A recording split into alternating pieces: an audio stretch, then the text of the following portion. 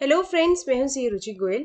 बहुत सारी ऐसी कंप्लाइंसेस हैं, चाहे हम जीएसटी की बात करें, चाहे इनकम टैक्स की या फिर टीडीएस के रिगार्डिंग। बहुत सारी ऐसी कंप्लाइंसेस जो कि 30 अप्रैल तक ही होनी है, जो कि कल है। अगर आप नहीं करते इन कंप्लाइंसेस को बाय ड्यू डेट, तो आपको बहुत भारी पेनल्टी या फिर इंटरेस्ट लग सकता है। आइए देखते हैं कि कौन सी है वो कंप्लाइंसेस। फर्स्ट हम बात करते हैं जीएसटी की। जीएसटी में दो मेजर कंप्लाइंसेस जो ड्यू हो रही हैं कल 30 अप्रैल को।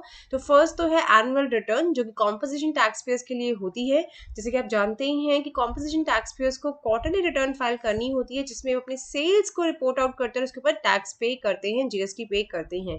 जीएसटीआर 4 होती है उनकी annual return. During the year उनकी जितनी भी सेल हुई है और जितने भी परचेजेस उन्होंने की है, उसको वो रिपोर्ट आउट करते हैं जीएसटीआर 4 में। और उसकी ड्यू डेट है 30 अप्रैल। अभी तक ड्यू डेट्स में कोई एक्सटेंशन नहीं है, तो इनकी भी एनुअल रिटर्न की ड्यू डेट है 30 अप्रैल, जो कि है कल। आपको कल तक इनकी रिटर्न फाइल करनी है जीएसटीआर 4।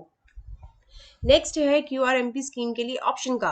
अगर आप चाहते हैं कि आपकी जो रिटर्न्स हैं जीएसटी की वो क्वार्टरली हो जाएं, चाहे वो जीएसटीआर 3B हो चाहे 1 हो, तो आपको ऑप्ट करना होता है क्यूआरएमपी स्कीम में। और उसमें ऑप्ट करने की लास्ट डेट है 30 अप्रैल, 30th ऑफ द मंथ होती है। फॉर एग्जाम्पल, अगर आपने इस क्वार्टर को खत्म किया, तो आपको नेक्स्ट क्वार्टर के लिए अगर आप ऑप्ट करना चाहते हैं तो आपको बाय 30th करना है। ऐसे ही नेक्स्ट मंथ अगर सपोज आपने मैनुअली मंथली कर दिया था और आपको मंथली से क्वार्टरली में कन्वर्ट होना है, तो आपको क्वार्टर का वेट करना पड़ेगा, क्योंकि आपको तीनों महीनों की मंथली फाइल करनी पड़ेगी। और क्वार्टर एंड आने पे आपको क्वार्टर 30th, नेक्स्ट जो 30th आएगा क्वार्टर का, उसमें आपको ऑप्ट करना पड़ेगा कि मैं नेक्स्ट क्वार्टर के लिए क्वार्टरली ऑप्ट होना चाहता हूँ। तो क्वार्टर में एक बार ही आपको ऑप्शन मिलता है क्वार्टरली ऑप्ट होने का, और वो अब ऑप्शन आपके पास कल तक का है कि आप नेक्स्ट क्वार्टर के लिए आज से ही क्वार्टरली ऑप्ट कर सकते हैं। अब हम बात करते हैं एक बार आरओसी कंप्लाइंसेस की। एक बहुत ही इंपॉर्टेंट कंप्लाइंस है जो कि कल ही जाती है। आपको रिपोर्ट आउट करना होता है कि क्या आपका कोई अमाउंट ड्यू है एमएसएमईज को एज ऑन 31 मार्च 2021। क्या मतलब है उसका? उसका मतलब ये है कि अगर आप एक कंपनी है और अगर आप एमएसएमई से कोई डील्स करते हैं, परचेजेस करते हैं या सेल्स करते हैं, तो अगर आपने कोई सप्लाईज ली है वहां से या परचेजेस की हैं और आपका पेमेंट मोर देन 45 डेज तक का ड्यू है, तो आपको 31 मार्च तक का रिपोर्ट आउट करना है कि मेरा कितना बैलेंस ड्यू है एमएसएमईज को।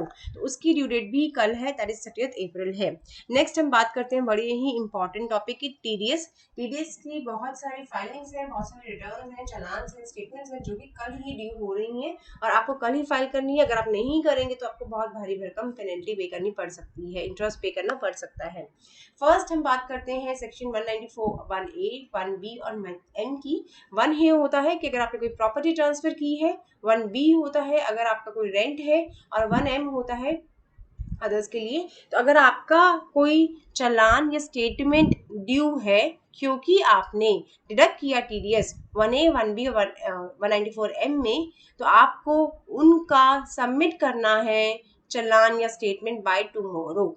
नेक्स्ट हम बात करते हैं सेक्शन हम बात कर लेते हैं एक बार 192 और 194A, 194D और 194H की। ये सेक्शंस होते हैं salary, interest, income, commission, brokerage के।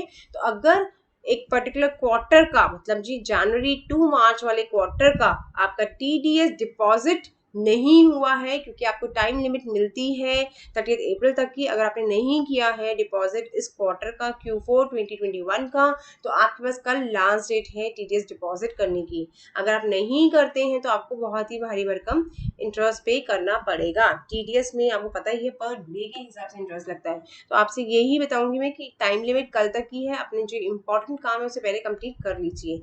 नेक्स्ट हम बात करते हैं सेक्शन फॉर्म 15G और H की। आप जैसे जानते ही हैं कि अगर आप लो टीडीएस डिडक्ट कराना चाहते हैं, नील टीडीएस डिडक्ट कराना चाहते हैं, तो आपके पास एक ऑप्शन होता है कि आप फॉर्म 15G और 15H फाइल कर दें जो डिडक्टर है उसको, और उससे वो क्या करेगा कि वो टीडीएस आपको डिडक्ट नहीं करेगा या फिर कम डिडक्ट करेगा। इसमें होता क्या है कि आपके जो रिसिपिएंट होता है फॉर्म्स का, मतलब जो कि डिडक्टर होता है टीडीएस का, वो ही फॉर्म्स कलेक्ट करता है पहले तो। उसके बाद 30 अप्रैल तक उसके पास टाइम होता है कि वो सारे फॉर्म्स को आगे जाके अपलोड कर दे डिक्लेरेशंस को, ताकि उनके जो फॉर्म है वो प्रोसेस हो जाए, टीडीएस डायरेक्ट ना हो। ये केस होता है बेसिकली जब आपके कोई इंटरेस्ट ड्यू होता है बैंक में, एफडीज पे, और आपको कोई और इनकम नहीं है, तो आप डिक्लेरेशन दे सकते हो कि हाँ भाई मेरे को टीडीएस ना डिडक्ट किया जाए क्योंकि मेरी और कोई अदर इनकम नहीं है और मेरे पास जीएसटी इनकम टैक्स की लायबिलिटी नहीं बनती है। तो इस तरह से फॉर्म 15G और H की ड्यू डेट फर्निश करने की जो डिक्लेरेशन होती है उसकी फर्निश करने की ड्यू डेट भी 30 अप्रैल। तो ये कुछ इंपॉर्टेंट काम है जो आपको 30 अप्रैल तक ही करने हैं। इसमें एक दिन का डिले भी आपको बाहरी इंटरेस्ट की लायबिलिटी ला सकता है। साथ ही साथ मैं ये बता देती हूँ कि अभी तक एक भी ड्यू डेट एक्सटेंड नहीं हुआ है, सिंगल ड्यू डेट एक्सटेंड नहीं हुई है। जीएसटी के एनुअल रिटर्न ड्यू है कल, टीडीएस का बहुत इंपॉर्टेंट सेक्शन ड्यू है, टीडीएस का जो पेमेंट है वो कल ड्यू है एक पूरे क्वार्टर का। बहुत सारी कंपनीज तो अभी कर ही नहीं पा रही, टीडीएस कैलकुलेशन काम ही नहीं कर पा रही, बहुत सारी पेमेंट्स ड्यू हैं, बहुत सारी एक्रूवल्स अभी ड्यू हैं, फिर भी कल ही लास्ट डेट और कोई एक्सटेंशन अभी तक नहीं आया है इस पे। और साथ ही साथ मैं आरओसी कंप्लाइंस के बारे में बोल देती हूँ कि आरओसी भी कंप्लाइंस ये बहुत इंपॉर्टेंट कंप्लाइंस होती है। अगर आपकी कोई एमएसएमई से डीलिंग है, आप परचेजेस करते हो, सप्लाईज देते हो, तो आपको रिपोर्ट आउट करना है उनसे बैलेंस ड्यू, वो भी आपके लिए कल ही इंपॉर्टेंट है। तो आई होप आप ये सब काम कर रहे होगे टाइमली, क्योंकि एक्सटेंशन का तो आप सोच ही नहीं सकते, अभी कोई एक्सटेंशन नहीं हुई थी, चाहे वो जीएसटी 1 की बात हो, 3B की बात हो, तो इसी का भी आप वेट मत कीजिए और कल ही सारे काम कंप्लीट कर लीजिए। इसी तरह हमारे साथ जुड़े रहिए और भी अपडेट्स लेते रहिए। इसके साथ साथ हमारे चैनल को भी सब्सक्राइब जरूर कीजिए। Thanks for watching my video. Thank you.